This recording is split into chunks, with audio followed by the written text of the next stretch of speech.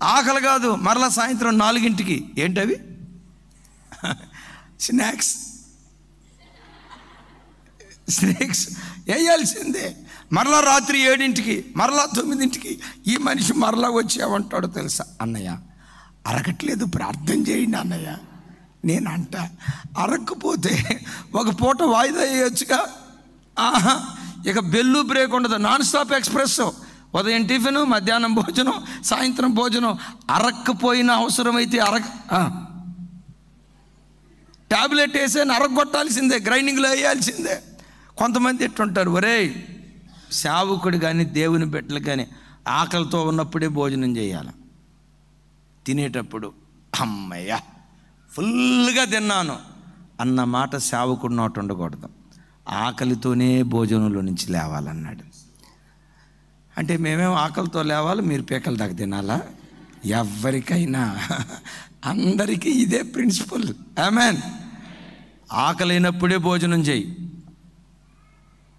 చెప్పండి రా తల్లి, ఆకలితోనే భోజనమే.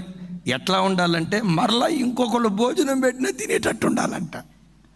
అంటే అర్ధాకలితోనే లేవాలి. కొంతమంది ఏంటో తెలుసా, పీకల దాకా తింటారా, అది అరగక వాకింగ్ ఎవరో బ్రదర్ వాకింగ్ చేస్తున్నావంటే అరగలేదన్నా అంటాడు. మరి అరగకపోతే కాస్త డైజిన్ ట్యాబ్లెట్ వేసుకోవచ్చు కదా అని అన్నాం అనుకోండి, ఆ ట్యాబ్లెట్ వేసుకునే ఖాళీయే కనుకుంటే ఇంకొక మొక్క దించకపోతున్నా అంటాడు. విన్నారా? ఇట్లా ఉంటారు. ఆ సావుకుడు ఏం చెప్తారంటే, ఎప్పుడు పండుకొని నిద్రపోకూడదు.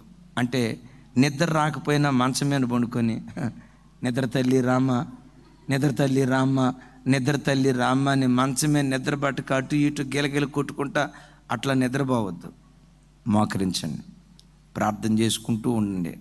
ఆ ప్రార్థన మధ్యలో అర్ధగంట తర్వాత, గంట తర్వాత నిద్ర వస్తుంది కదా, అప్పుడు పడకల మీదకి వెళ్ళండి, పరలోకపు దర్శనాలు మీకు కలుగుతాయి అంటాడు.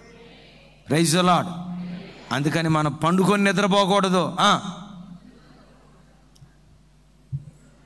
ఏమ్మా